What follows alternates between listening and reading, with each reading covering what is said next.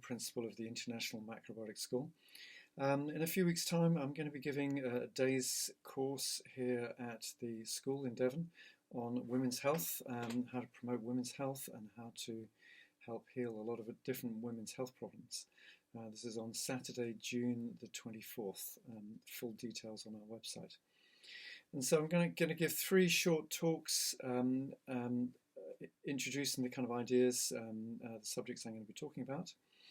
In this one, I'm going to be talking about more about functional problems, such as understanding what controls or affects the length of the cycle, menstrual cycle, what affects the periods, their strength, how heavy, how light, absent, etc., and also premenstrual tension. In the second one, I'm going to be talking about breast health, and in the third one, I'm going to be talking about more structural problems in the reproductive system, such as endometriosis, polycystic ovaries, fibroids, ovarian cysts, cervical abnormalities.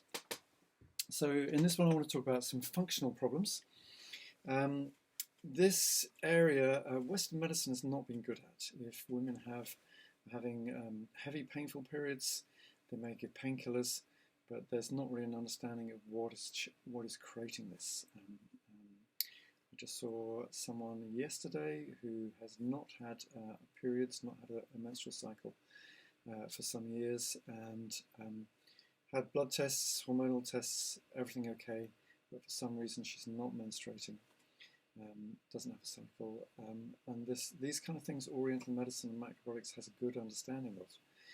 Because Oriental medicine, macrobiotics, were using a more energetic and functional approach to understanding health and health problems. So I'm just going to talk for a few minutes about some of these functional problems. A common problem that I have seen over decades, is the situation where periods are heavy, painful, and sometimes come too frequently, less than 28 days, maybe 24, 22, even 20 days. The extreme that I've seen is a woman having a period every 20 days, and that period going on for 8 days with a lot of heavy bleeding, a lot of pain, very debilitating. And in that situation, Western medicine often the kind of last-ditch measure is to have a hysterectomy, just take the problem organ out, and giving dietary and lifestyle advice. Actually, that has really changed, and I've had several women avoid having to have a hysterectomy and really come back more to a normal length of cycle around about 28 days and lighter bleeding. On the other end of the scale, some women's cycle becomes longer, 32, 36 days, becomes lighter, and may even stop altogether,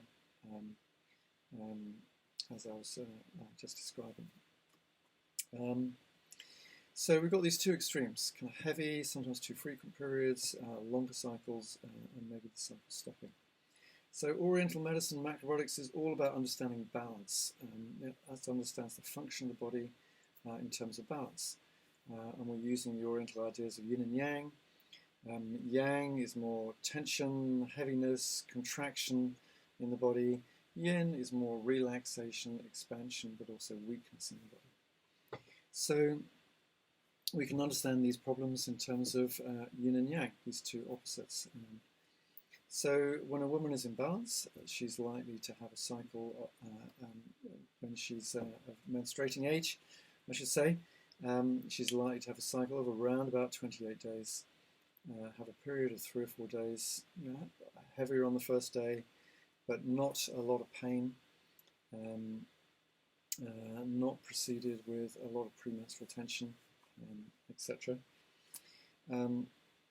When a woman becomes too yang, there's a build-up of a lot of tension in the body, then this can produce a shorter cycle and also heavier bleeding. And Why do we build up tension?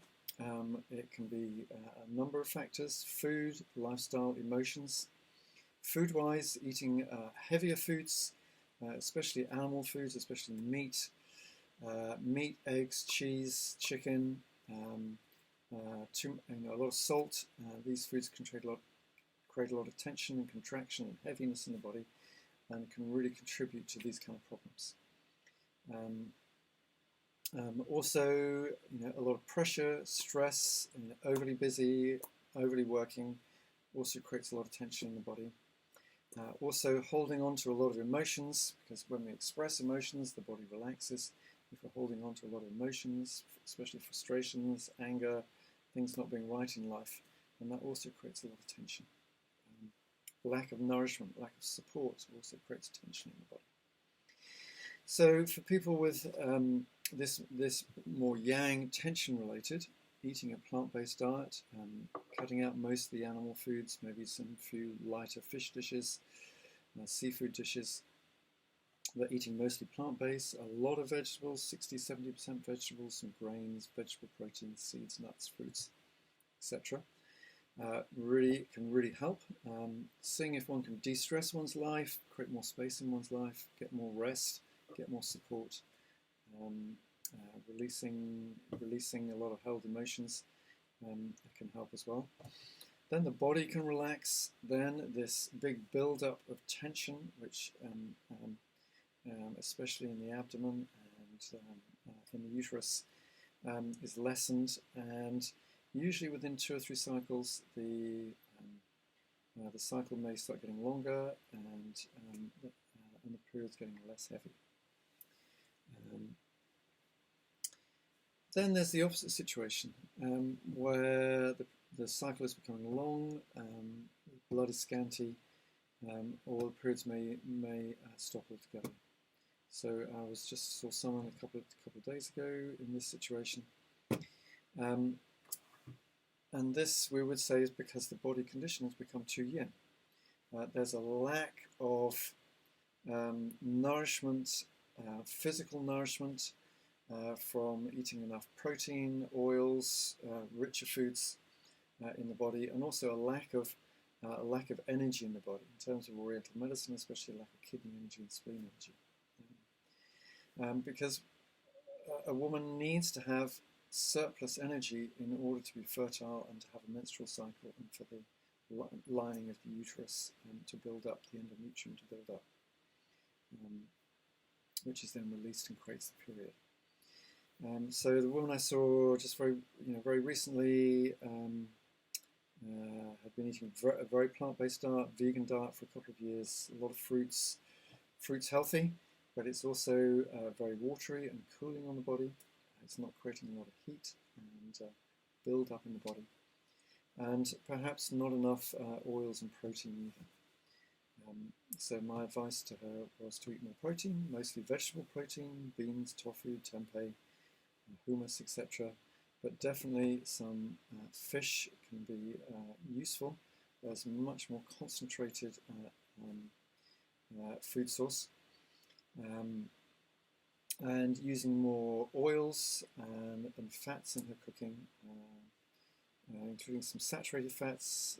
Olive oil contains a bit, coconut oil contains more saturated fats. Really upping her nutrition so that the body starts building up an excess in the body, so that then her body decides, yes, I've got enough energy, I want to build up the endometrium, I want to prepare for a possible fertilized egg. So this is how we use yin and yang to understand these functional problems. I'm just putting this very simply, obviously I can go into a lot more depth in the course. Premenstrual tension,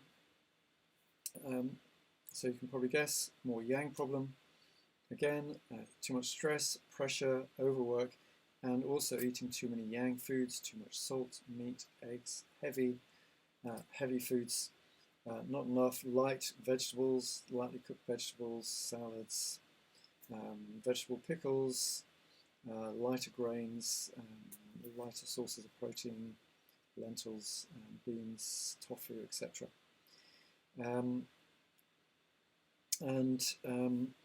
What do women crave during that time? Very commonly, usually it's chocolate.